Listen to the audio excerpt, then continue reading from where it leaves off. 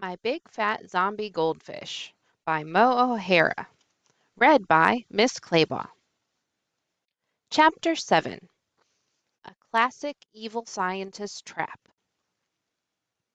While my face was kissing the carpet, Mark pulled my arms back behind me and tied them together. Everything seemed a bit hazy after that, but he must have dragged me over to where Pradeep was sitting and put us back to back. He had piled up some comics and stuff next to us, and there was a shadow of something over our heads. The next thing I knew, he was tying us together with the belt from his white coat. Classic evil scientist move. Something dripped onto my face. It smelled disgusting. Pradeep, what was that? I asked as I wiped my chin on my shoulder.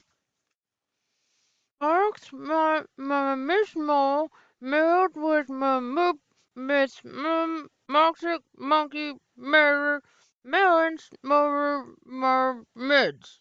Pradeep mumbled. I looked up to see the goldfish bowl sitting on a wobbly tray balanced between two towers of comic books. Water was sloshing out of the bowl with every little move we made. Mark's got the fishbowl filled to the top with toxic, gunky water balanced over our heads, I said, translating Pradeep's cupcake talk. How do you do that, moron? Mark interrupted. No, shut up. Don't tell me that. Tell me where the fish is. He leaned in so his face was right up against mine. I should have said something really cool, like, I guess they don't make evil scientists breath freshener then. But instead, I just stared back at Mark, trying really hard to ignore the millipede feeling all over my body. Still, I didn't tell him where Frankie was. Fine, Mark stood up. Morons, prepare to be gunged. Then I heard a quiet voice say, Swishy little fishy. Sammy was standing at the door of Mark's room with Frankie in the bag in her arms. His eyes were bright green and his tail was thrashing wildly. He was staring right at Mark. Sammy was looking mega goldfish starey. Little moron, Mark said. Hey, she's staring at my nose and at the wall. It's freaking me out. Make her stop. It's the fish, I said. He's hypnotized her and he can do it to you. Pradeep to mumble. My miss mom's my mister. Yeah, sorry, I was gonna tell you when. Thwack. You know, I said. Mark bent over to look more closely at the fish in the bag. Frankie's eyes glowed, and Mark was starting to look a little bit goldfish starey himself. Then he suddenly took out a pair of protective science experiment goggles from his evil scientist coat pocket and put them on. I had no idea evil scientists had so many accessories. Like that's gonna work on me, he snorted. Cool, the fish has come back with evil powers. He's not evil, I shouted. My moxie murmurs my better must Mars. I guess the combination of toxic chemicals and battery shock must have given him special powers. Pradeep, yes, I said. Can you stop doing that? Mark stomped his foot. I already figured that out. I'm the evil scientist here, not your moron friend. Does he have a white coat? No. Is he even evil? No. So shut it. That was the most words Mark had ever said to me in his entire life. Mark paced in front of us with his hands stuffed in the pockets of his coat for a minute. Then he stopped and looked at Frankie. Okay, fish, now you're my zombie goldfish. Just think of all the people we can hypnotize.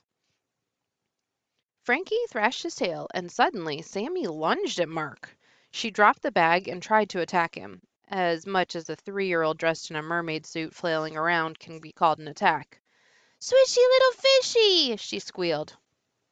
Mark just picked Sammy up and wedged her, bottom first, into his Star Wars wastepaper basket. Her mermaid tail flapped helplessly against Chewbacca's face as she struggled to get free. But instead of screaming the house down, she just stared the fishy stare. Wow, Sammy was really zombied out.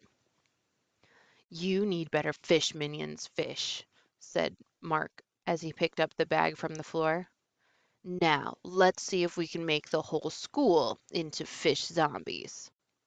You won't get away with it, Mark, I said, pulling at the white belt tying Pradeep and me together. You may be an evil scientist, but you're still only 12. Mom will be home soon, and she won't let you hypnotize the school or toxic gunge us or take Frankie anywhere. Just at the moment, Mark's phone rang. Hi, Mom. No, Tom's fine. He's playing with his moron friend and his moron sister. Mark stopped to listen.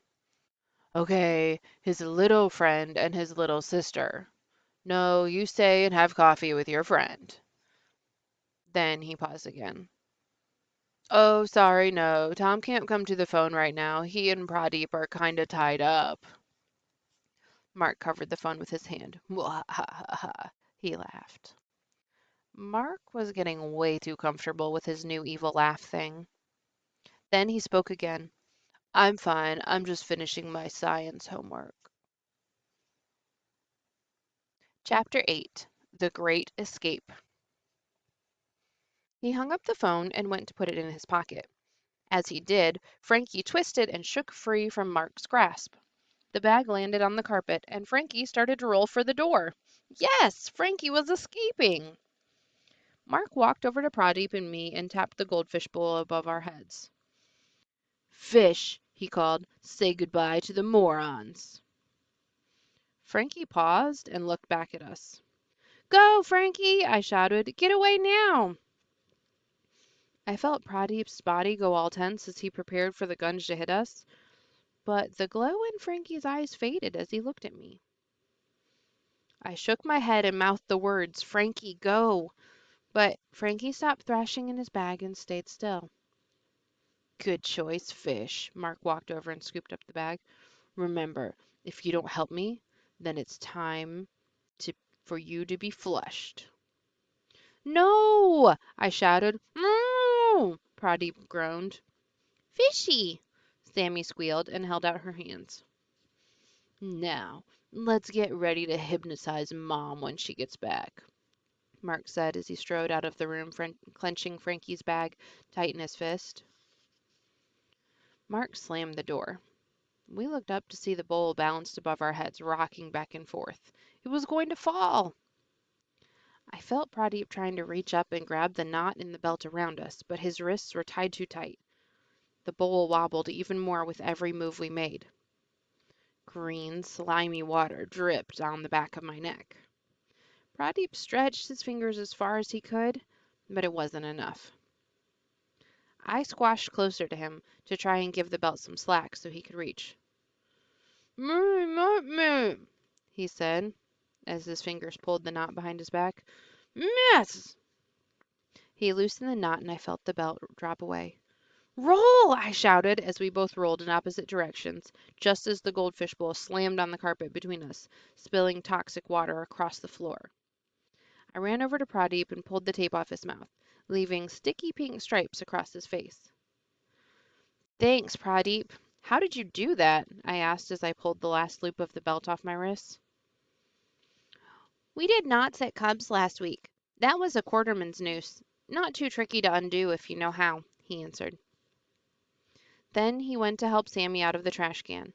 She hugged Pradeep around the neck as I eased Chewbacca off her bottom half. Now to get Frankie, I said. And then we heard it, a sound I never found terrifying until that day. We heard a fatal flush.